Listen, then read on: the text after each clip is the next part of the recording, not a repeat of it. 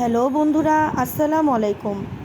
আমি সন্ধ্যায় বাসায় থাকি আর না থাকি, আমার বাচ্চাদের সন্ধ্যার নাস্তা লাগবেই লাগবে। গিয়েছিলাম ব্যক্তিগত কাজে একটু বাহিরে, তো সন্ধ্যায় আমি বাসায় ছিলাম না, কিন্তু তাদের আবদার রাত 10টা বাজুক আর 11টা বাজুক আর 9টা বাজুক, সন্ধ্যার নাস্তা তাদের লাগবেই।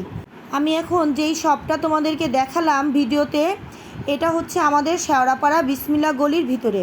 শপের যিনি ওনার ভাইয়াটা খুবই ভালো। শপের স্পেসটা ছোট হলেও ওদের খাবারের গুণগত মান খুবই ভালো। এখানে পিৎজা পাওয়া যায় অনেক রকমের, তোমরা তোমাদের মনের মতন দেখে শুনে নিতে পারো।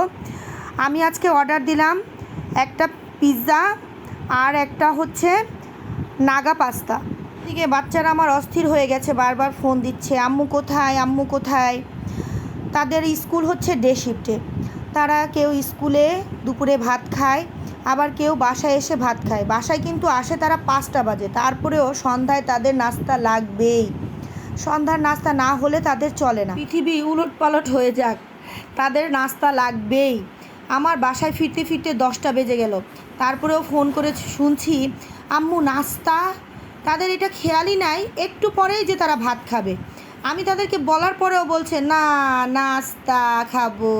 এদিকে আমার পিৎজা হয়ে গেছে, পিৎজা পাস্তা দোনোটাই আমার রেডি। চলো বাসায় যাই। বাসায় যাওয়ার জন্য আমি বেরিয়ে গেলাম দোকান থেকে।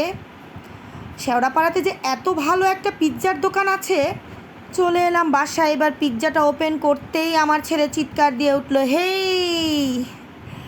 পিৎজাটা কিন্তু সত্যি লোভনীয়। এই হচ্ছে নাগা পাস্তা। আমি নাগা পাস্তাটা ওপেন করছি।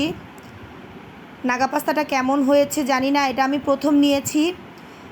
নাগা পাস্তাটা প্রথমে আমি দিব ওদের মামাকে। বাসায় সবচেয়ে বেশি ঝাল ও আর আমিই খাই, তো রিয়াকশানটা দেখে নেই। আসো দেখি তার রিয়াকশানটা কেমন হয়।